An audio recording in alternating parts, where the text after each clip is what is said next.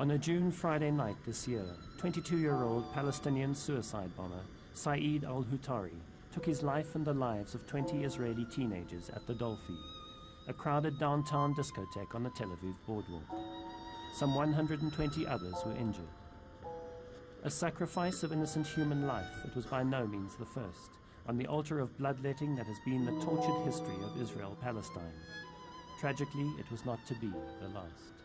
When I opened the radio and I heard the news, and I hear that some Palestinian blow up himself and 20 Israeli people were killed. It makes me feel sorry, it makes me feel maybe anger, but I don't go in the street, I see Palestinian, I hate you, and one Palestinian, I hate you because you're Palestinian. I don't hate people because of what they are. I hate people for what they do.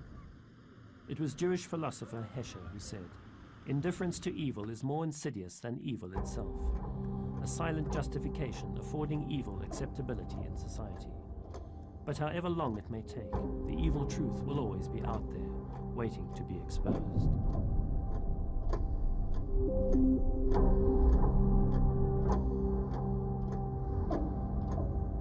The patient had, amongst other things, been interrogated and tortured by the pouring of boiling water over his chest and genitals. This had resulted in massive burning and blistering of this flesh. In South Africa, the miracle of transformation did not come cheap. The price of war, decades of witness to violence and death, the evil truth, brutalisation of a generation of young South Africans on all sides of the conflict. Hitting a person, with bricks, with our own hands, cutting a person with a knife. The thing is, we're telling ourselves that that person has done something wrong. So we want him to feel pain before he dies. Indelible images that shape history. South Africa then, Israel, Palestine now. Carbon copies that resonate.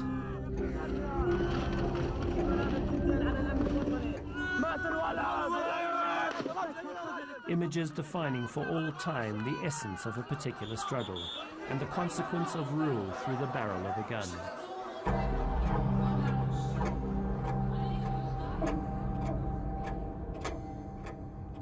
Control, humiliation, and assault on personal dignity. Echoes from a dark South African past, reverberating in the reality of the Middle East today.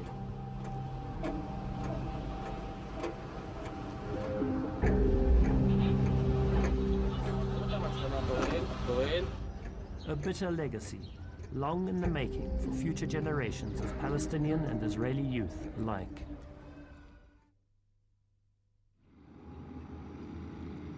I was 17 years old when I went into the army. Nothing had prepared me for war, for seeing death. My first night there, helicopters came flying over and they started calling all doctors, please come to the hospital, all the medical personnel, and found myself confronted with a patient way beyond anything I'd ever imagined was possible. Blood everywhere and body parts missing and so on, and something which I had never been prepared for.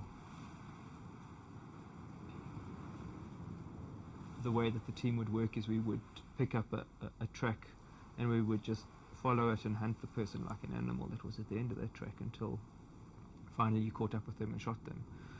And that in itself, the excitement of the kill, as it were, and the excitement of not knowing what was coming next, whether somebody was going to shoot at you around the next bush, could go on for 2 or 3 days. And one incident where it did go on for 2 or 3 days, and finally we did catch up with the guy. Found him hiding in a kraal. He wouldn't come out, and we drove over it with a Casper, shot into the rubble and pulled this guy out of that situation. And of course he had holes in him and he had been driven over and so on, and he was handed over to me to patch up. And during the interrogation that was going on, as I was putting in a drip and putting on bandages and so on, out of utter frustration really, my unit commander shot him through the head in cold blood right there in front of me.